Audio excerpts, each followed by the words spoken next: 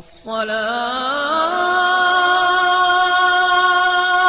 خير من النوم۔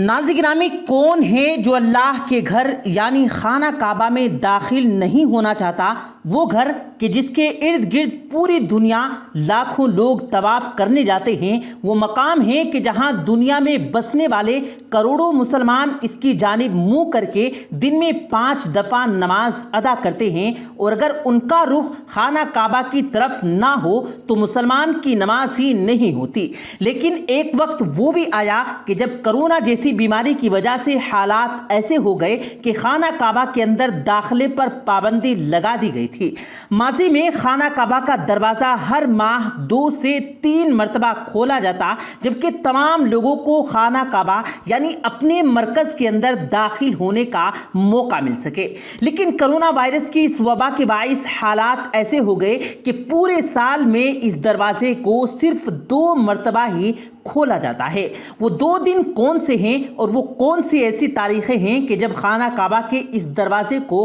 کھولا جاتا ہے، اور کون سے وہ خوش نصیب لوگ ہیں جنہیں خانہ کعبہ کے اندر جانے کی اجازت ملتی ہے؟ وہ جب چاہے خانہ کعبہ کے اندر داخل ہو سکتے ہیں۔ آج کی اس ویڈیو میں آپ کو یہ تو بتایا ہی جائے گا، لیکن اس کے ساتھ ساتھ آپ کو یہ بھی بتایا جائے گا کہ جب کرونا وائرس کی وجہ سے جب حج سے پہلے خانہ کعبہ کی جامع صفائی اور ریزیلیشن کرنے کے لیے اس کی قالین اٹھائے گئے اور غلاف کعبہ کی تبدیلی کا معاملہ شروع ہوا، تو اندر سے ایک ایسا کاغذ ملا کہ جس پر انتہائی عجیب عبارت لکھی ہوئی تھی۔ اس پر کیا لکھا تھا آپ کو اس سے بھی آگاہ کیا جائے گا، لہٰذا اس ویڈیو کو آخر تک ضرور دیکھیے گا۔ اور آگے بڑھنے سے پہلے آپ سے گزارش ہے کہ جن لوگوں نے ہمارے چینل کو سبسکرائب نہیں کیا ہے تو ابھی سبسکرائب کیجئے، ساتھ لگے بیل آئیکن پر ضرور کلک کیجئے تاکہ مزید اپلوڈ ہونے والی ویڈیوز کا نوٹیفیکیشن بر وقت آپ تک پہنچتا رہے۔ ویڈیو کو لائک کریں، شیئر کریں اپنے دوستوں کے ساتھ،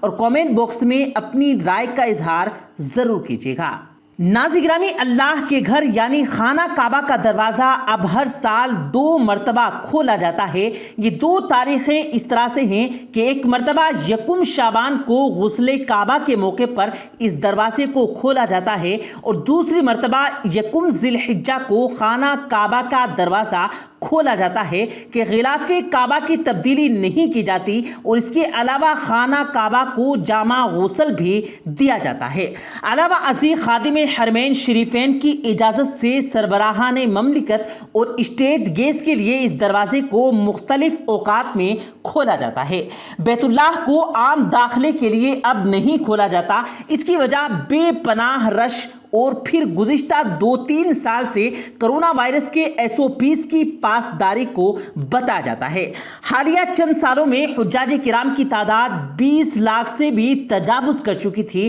اس صورتحال میں کعبۃ اللہ کے متولی اور وہاں کے منتظمین کے لیے کعبہ کے تقدس کو برقرار رکھنے اور پھر SOPs پر عمل کروانا کسی صورت ممکن نہیں تھا۔ حرمین شریفین کی معلومات رکھنے والی ایک ویب سائٹ کے مطابق مراکش کے ایک شاعر اور سفر نامہ کے مصنف کا یہ قول ہے کہ انہوں نے سن 1059 اور 1064 اور 1072 میں یعنی اپنی زندگی میں کل 3 مرتبہ حج کی سعادت حاصل کی۔ ان کے مطابق بیت اللہ کو 1 سال میں 7 مرتبہ کھولا جاتا تھا۔ وہ لکھتے ہیں کہ بیت اللہ کو قربانی کے دن یعنی عید الاضحیٰ کے دن، عاشورہ کے دن، رسول کریم صلی اللہ علیہ وآلہ وسلم کی پیدائش مبارک کے دن کے علاوہ شعبان، رمضان اور ذی القعدہ میں کھولا جاتا ہے۔ مزید برآں قربانی کے دن کے علاوہ بھی ایک دن صبح سے لے کر زوال تک کعبۃ اللہ کا دروازہ کھولا جاتا ہے۔ اسی دوران کوئی بھی شخص کعبے میں داخل ہو سکتا ہے، وہاں پر نوافل ادا کر سکتا ہے، لیکن پیارے دوستو اب ایسا نہیں ہوتا۔ اب سال میں صرف 2 مرتبہ اس دروازے کو کھولا جاتا ہے، اور تب بھی عام داخلے کی اجازت نہیں دی جاتی۔ ناظرین گرامی، بیت اللہ کے دروازہ کھولنے کے جو حالیہ تفصیلات ہیں اس سے آپ کو آگاہ کیا گیا۔ اب آپ کو یہ بتاتے ہیں کہ حج کے دن شروع ہونے سے پہلے کعبے کے لیے جو اسٹرلائزیشن کا عمل شروع کیا گیا، اسی دوران سوشل میڈیا پر ایک ویڈیو وائرل ہوتی ہے کہ کس طرح سے کسی نے غلاف کعبہ کے اندر ایک ایسا کاغذ چھپا رکھا تھا کہ جس میں کچھ عجیب و غریب منتر لکھا ہوا تھا،